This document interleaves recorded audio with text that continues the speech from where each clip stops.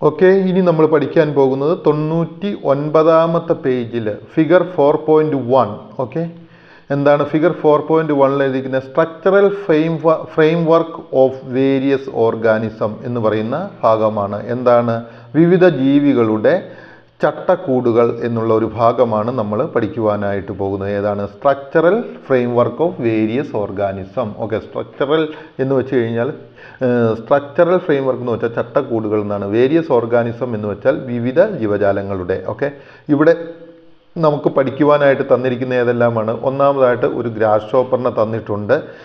രണ്ടാമതായിട്ട് നമുക്ക് തന്നിരിക്കുന്നത് ഒരു ക്രാബിനെയാണ്. മൂന്നാമതായിട്ട് ഒരു എർത്ത് വേമിനെയാണ് തന്നിരിക്കുന്നത്. അതായത് ഒന്നാമത് പുൽച്ചാടി, 2 ഞണ്ട്, 3 മണ്ണിര. ഇത്തരത്തിലുള്ള 3 ജീവികളെയും അവയുടെ സ്ട്രക്ചറൽ ഫ്രെയിം വർക്കിനെ കുറിച്ചുമാണ് നമ്മൾ പഠിക്കുവാനായിട്ട് പോകുന്നത്. ഓക്കെ, ഇനി നമുക്ക് ഓരോന്നിനെക്കുറിച്ചും പഠിക്കുന്നതിന് മുമ്പ് അതിന് മുമ്പുള്ള കുറച്ച് കാര്യങ്ങളുണ്ട്. അതൊന്ന് നമുക്ക് നോക്കാം. ഓക്കെ, യു ഹാവ് അണ്ടർസ്റ്റുഡ്, നിങ്ങൾക്ക് മനസ്സിലായി, that all organisms do not have a skeletal framework.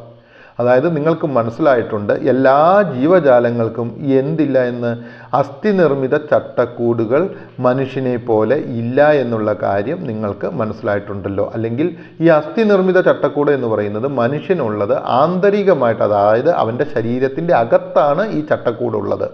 അപ്പോൾ എല്ലാ ജീവജാലങ്ങൾക്കും മനുഷ്യനെ പോലെ അസ്ഥി നിർമ്മിതമായ ചട്ടക്കൂടുകൾ, അതായത് എൻഡോസ്കെൽട്ടൻ എന്ന് പറയും. ഇത് ആന്തരികമായിട്ടുള്ള അസ്ഥി നിർമ്മിതമായിട്ടുള്ളതിനെ എന്താണ് പറയുന്നത്? എൻഡോസ്കെൽട്ടൻ എന്ന് പറയും. Like human beings, the structural frame work is different in each of this organism. മുകളിൽ തന്നിരിക്കുന്ന ഓരോ ജീവജാലങ്ങളുടെയും സ്ട്രക്ചറൽ ഫ്രെയിം വർക്ക് എങ്ങനെയാണ്, അവയുടെ ചട്ടക്കൂട് എങ്ങനെയാണ് ഓരോന്നിൻ്റെയും വ്യത്യാസപ്പെട്ടിരിക്കുന്നു. ഓക്കെ, ഇനി നമ്മളോട് പറഞ്ഞിരിക്കുന്നത് analyse the description and complete the illustration.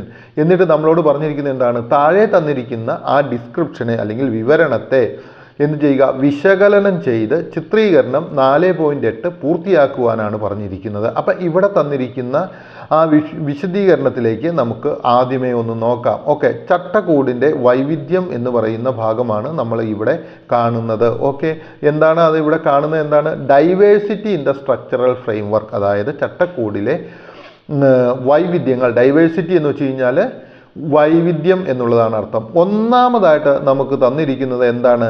ഹൈഡ്രോസ്കെൽട്ടൻ എന്ന് പറയുന്ന ഒരു ഭാഗമാണ് തന്നിരിക്കുന്നത്. ഹൈഡ്രോസ്കെലിറ്റൻ എന്താണ് ഇതിരിക്കുന്നത്, അല്ലെങ്കിൽ ഏത് ജീവജാലങ്ങളിലാണ് ഉള്ളത് എന്ന് നമുക്കൊന്ന് പഠിച്ചു നോക്കാം.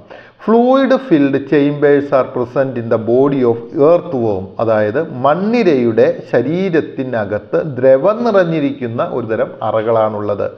മനസ്സിലാക്കുക, മണ്ണിരയുടെ ശരീരത്തിനകത്ത് എല്ലുകളല്ല, എല്ലുകൾക്ക് പകരം ദ്രവം നിറഞ്ഞിരിക്കുന്ന അല്ലെങ്കിൽ ജലാംശം പോലെയുള്ള ലിക്വിഡായിട്ടുള്ള ഒരു പദാർത്ഥം നിറഞ്ഞിരിക്കുന്ന അറകളാണുള്ളത്.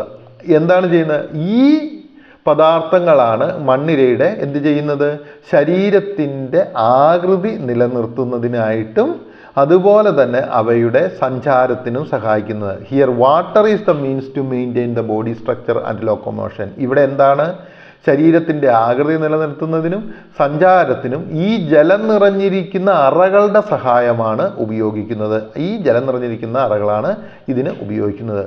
This mechanism is commonly called hydroskeleton. അതായത് ഇത്തരത്തിലുള്ള ഒരു ജീവിയുടെ ശരീരം നിലനിർത്തുന്നതിന് വേണ്ടിയിട്ടുള്ള ആ ഒരു സ്ട്രക്ചർ നൽകുന്ന രീതിയെ പൊതുവെ വിളിക്കുന്ന പേരാണ് ഹൈഡ്രോസ്കെൽട്ടൻ എന്നറിയപ്പെടുന്നു. അപ്പോൾ നിങ്ങൾ മനസ്സിലാക്കുക, ഹൈഡ്രോസ്കെൽട്ടൻ എന്ന് പറഞ്ഞാൽ എന്താണ്? ഈ സം ക്രീച്ചേഴ്സ് ഹാവ്, ചില ജന്തുജാലങ്ങൾക്ക് എന്താണ്? In their body doesn't have a bone framework. അതായത് ഒരു ചട്ടക്കൂട്, എല്ലുകൾ കൊണ്ടൊരു ചട്ടക്കൂടില്ല. അവയുടെ ശരീരത്തിൽ എന്താണുള്ളത്? They are filled with water in different chambers. അതായത് വ്യത്യസ്തമായ ചേംബർ നിറച്ച് ജലം നിറഞ്ഞിരിക്കുകയാണ്. These chambers helps them in the movement. ഈ ചേംബേഴ്സ് അവയെ സഞ്ചാരത്തിന് സഹായിക്കുന്നു. The same way they gave the structural framework. അതുപോലെ തന്നെ അവയുടെ ശരീരത്തിന് ആവശ്യമായിട്ടുള്ള ഒരു സ്ട്രക്ചറൽ ഫ്രെയിം വർക്ക് അല്ലെങ്കിൽ ചട്ടക്കൂടും ഇതിന് നൽകുന്നു. ഇത്തരത്തിലുള്ള ജലത്താൽ നിർമ്മിതമായിരിക്കുന്ന ചട്ടക്കൂടിനെ വിളിക്കുന്ന പേരാണ് ഹൈഡ്രോസ്കെൽട്ടൻ എന്ന് പറയുന്നത്. അപ്പോൾ ഹൈഡ്രോസ്കെൽട്ടൻ എന്താണെന്ന് നിങ്ങൾക്ക് മനസ്സിലായല്ലോ. Hydroskeleton help in the movements of the hydra and snail. ഇനി നമുക്ക് നൽകിയിരിക്കുന്ന ഉദാഹരണങ്ങൾ ഏതാണ്? ഹൈഡ്രോസ്കെൽട്ടൻ ഏതെല്ലാം ജീവജാലങ്ങളെയാണ് ചലനത്തിനെയാണ് സഹായിക്കുന്നത്?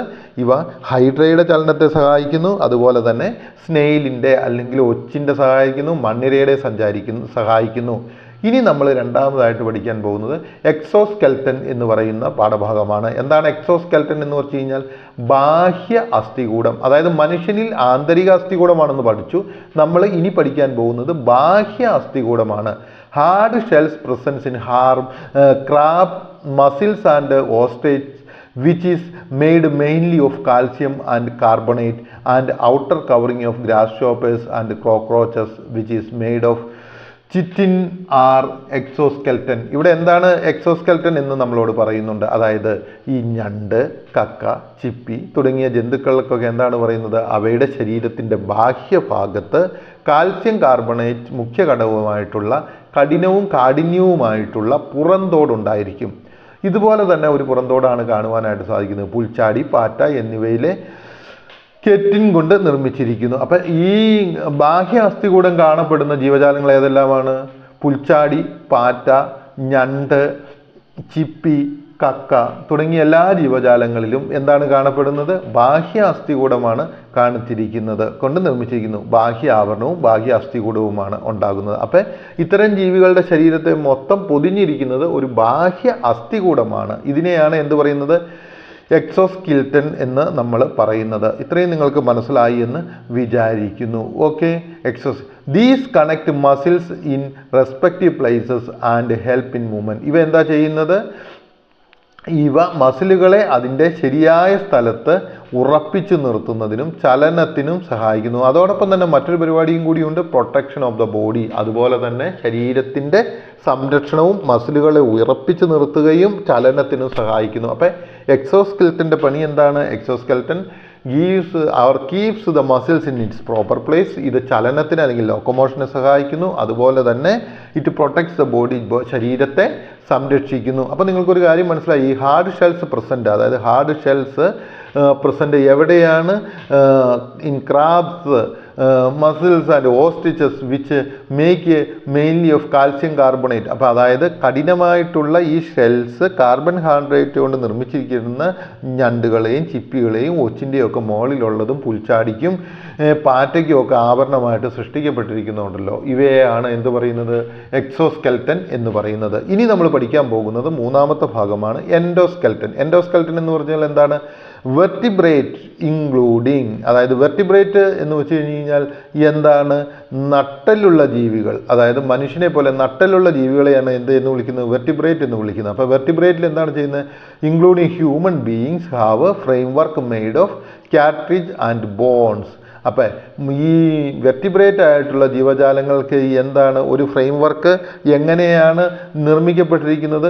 എല്ലുകൾ കൊണ്ടും തരുണാസ്ഥി കൊണ്ടുമാണ്, അല്ലെങ്കിൽ അസ്ഥികൾ കൊണ്ടും തരുണാസ്ഥി കൊണ്ടുമാണ് അവയുടെ ചട്ടക്കൂടുള്ളത്.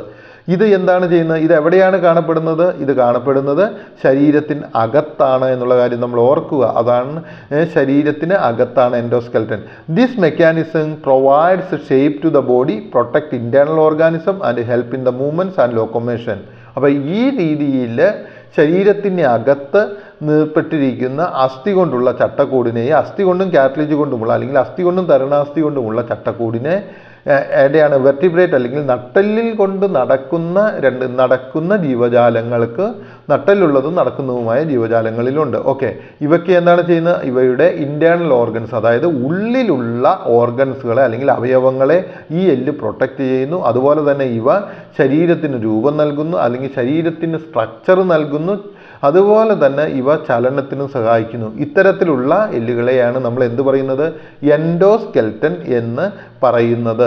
ഇനി നമ്മളോട് പറഞ്ഞിരിക്കുന്നത് structural framework of the body, അതായത് structural framework of the body എന്ന് പറയുന്ന ഭാഗമാണ് നമ്മളോട് നോക്കുവാനായിട്ട് പറഞ്ഞിരിക്കുന്നത്. അതെന്താണ് structural framework of the body എന്ന് പറയുന്നത്? എവിടെയാണ്? Illustration 4.8 page number 100. അപ്പോൾ ഇതിനകത്ത് നിന്ന് right the characters of. Okay. നമ്മളോട് പറഞ്ഞിരിക്കുന്ന എന്താണ്? Structural framework of the ബോഡിയിൽ പറഞ്ഞിരിക്കുന്നത് ചില കാര്യങ്ങളാണ് പറഞ്ഞിരിക്കുന്നത്, അവയുടെ സ്വഭാവങ്ങളാണ്. Diversity in the structural framework. അപ്പോൾ ഇതിനകത്ത് ഒന്നാമതായിട്ട് പറഞ്ഞിരിക്കുന്ന ക്യാരക്ടർ എഴുതണം, രണ്ടാമതായിട്ട് പറഞ്ഞിരിക്കുന്ന അവയുടെ എക്സാമ്പിൾ എഴുതണം. അപ്പോൾ നമുക്ക് ഓരോ ക്രീച്ചേഴ്സിനെ ആയിട്ട് നോക്കാം. ഓക്കെ, ഒന്നാമതായിട്ട് ഹൈഡ്രോസ്കെൽട്ടൻ എന്ന് പറഞ്ഞാൽ എന്താണ്? ഫ്ലൂയിഡ് വിൽബ് chambers are present in the body of the earthworm. അതായത് ഈ ദ്രാവക രൂപത്തിലുള്ള പദാർത്ഥങ്ങൾ മണ്ണിരയുടെ ശരീരത്തിൽ ഉണ്ട്. അവയെയാണ് എന്ത് പറയുന്നത്? ഹൈഡ്രോസ്കെൽട്ടൻ എന്ന് പറയുന്നത്. അത്തരത്തിലുള്ള ജീവജാലങ്ങൾ. എക്സോസ്കെൽട്ടൻ എന്ന് പറഞ്ഞു കഴിഞ്ഞാൽ എന്താണ്? ഈ ചിപ്പി, ഒച്ച് തുടങ്ങിയവയുടെ ശരീരത്തിൻ്റെ പുറത്ത്, ഞണ്ടിൻ്റെയൊക്കെ ശരീരത്തിൻ്റെ പുറത്ത് ബാഹ്യാവരണം ഉണ്ടായിരിക്കുന്നു. അവയെ എന്ത് പറയുന്നു? എക്സോസ്കെൽട്ടൻ എന്ന് പറയുന്നു. എൻഡോസ്കെൽട്ടൻ എന്ന് പറഞ്ഞു കഴിഞ്ഞാൽ വെർട്ടിബ്രേറ്റിലാണ് ഇത് സാധാരണയായിട്ട് കാണപ്പെടുന്നത്. അവ നട്ടെല്ലുവയാണ്. അവ ശരീരത്തിന് അകത്താണ് കാണപ്പെടുന്നത്. ഇനി നമ്മളോട് പറഞ്ഞിരിക്കുന്ന അവയ്ക്കുള്ള എക്സാമ്പിൾ, ഹൈഡ്രോസ്കെൽട്ടൻ എക്സാമ്പിൾ എന്തൊക്കെയാണ്? ഹൈഡ്ര, സ്നെയിൽ എന്നിവയുള്ളവയെ സ്കെൽട്ടൻ എന്ന് നമുക്ക് പറയുവാനായിട്ട് സാധിക്കും. എക്സോസ്കെൽട്ടൻ ഉദാഹരണമാണ് ക്രാബ്സ്, ഓസ്ട്രിച്ചസ്, ഗ്രാസ്ഹോപ്പേഴ്സ്, കോക്രോച്ച്. ഇവയെല്ലാം ഈ എക്സോസ്കെൽട്ടന് ഉദാഹരണമാണ്. എൻഡോസ്കെൽട്ടന് ഏറ്റവും നല്ല ഉദാഹരണം എന്താണ്? ഹ്യൂമൻ ബീയിങ്സ് ആണ് എൻഡോസ്കെൽട്ടന് ഏറ്റവും നല്ല ഉദാഹരണമായിട്ട് നമുക്ക് പറയുവാനായിട്ട് സാധിക്കുന്നത്. ഇനി നമ്മളോട് നോക്കുക. അപ്പോൾ ഇലിസ്ട്രേഷൻ 4.8 കഴിഞ്ഞു. ക്വസ്റ്റ്യൻ ആൻസർ സെക്ഷനിൽ ഇത് കുറച്ചുകൂടി നന്നായിട്ട് പറഞ്ഞിട്ടുണ്ടാവും. Are the parts of exoskeleton in organism with endoskeleton? Are there parts of exoskeleton in organism with endoskeleton? Discuss and find out. നമ്മളോട് പറഞ്ഞിരിക്കുന്നത് എന്താണ്? ഈ ഭാഗങ്ങൾ ഏതെല്ലാമാണ്? നമ്മളോട് പറഞ്ഞിരിക്കുന്ന ഭാഗം ഏതാണ്? അന്തരാസ്ഥികൂടം ഉള്ള ജീവികളിൽ ബാഹ്യാസ്ഥികൂടത്തിൻ്റെ ഭാഗങ്ങൾ ഉണ്ടോ? നമ്മളോട് ചർച്ച ചെയ്ത് കണ്ടെത്തുവാനായിട്ട് പറഞ്ഞിരിക്കുകയാണ്. വിവിധ ജീവികളുടെ ബാഹ്യ അസ്ഥികൂടങ്ങൾ ശേഖരിച്ച് സയൻസ് ലാബിൽ ഒരു പ്രദർശനം സംഘടിപ്പിക്കൂ. നമ്മളോട് പറഞ്ഞിരിക്കുന്നത് വിവിധ തരത്തിലുള്ള ജീവജാലങ്ങളുടെ ബാഹ്യാന്തര അസ്ഥികൂടങ്ങൾ കണ്ടെത്തി അവ സയൻസ് ലാബിൽ പ്രദർശിപ്പിക്കുവാനായിട്ടാണ് പറഞ്ഞിരിക്കുന്നത്. ഇനി അവസാനമായിട്ട് ഒരു ഭാഗം കൂടിയുണ്ട്. ആ യെല്ലോ ബോക്സിനകത്തൊരു ചോദ്യം തന്നിട്ടുണ്ട്. Some organisms having exoskeleton shed their outer covering Y?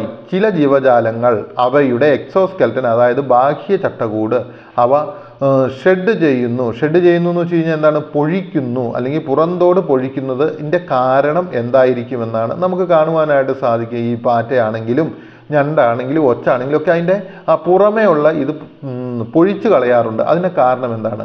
കാരണം ഇത്രയാണ്. Exoskeleton is very hard. ഈ എക്സോസ്കെൽട്ടൻ എന്ന് പറയുന്നത് വളരെ കട്ടിയുള്ളതാണ്. Its outer layer is non living. ഇതിൻ്റെ ഔട്ടർ ലെയർ എന്താണ്? ജീവനില്ലാത്തതാണ്. It cannot grow bigger as the human skeleton does. അതായത് മനുഷ്യൻ്റെ സ്കെൽട്ടൻ വളരുന്നത് പോലെ ഇതിന് വളരുവാനായിട്ട് സാധിക്കുകയില്ല. അപ്പോൾ എന്ത് ചെയ്യും? So arthropods must go through the delicate process of shedding it. അപ്പോൾ എന്ത് ചെയ്യണം? ഈ ജീവി വളരുന്നതിനനുസരിച്ച് അവയ്ക്ക് ഇതിൻ്റെ ബാഹ്യാസ്ഥികൂടം, ആ ചട്ടക്കൂട് വളരാത്തത് കൊണ്ട് അവയെ പുറന്തള്ളിക്കൊണ്ട് പൊഴിച്ചു കളഞ്ഞുകൊണ്ട് പുതിയ സ്കെൽട്ടൻ ഉണ്ടാക്കിക്കൊണ്ടിരിക്കുന്നതിനനുസരിച്ചായിരിക്കും ആ ജീവജാലം വളരുന്നത്. ഐ സപ്പോസ് ഈ പാഠഭാഗം നിങ്ങൾക്ക് മനസ്സിലായെന്ന് പ്രതീക്ഷിക്കുന്നു. അടുത്ത വീഡിയോയിലേക്ക് പോകാം.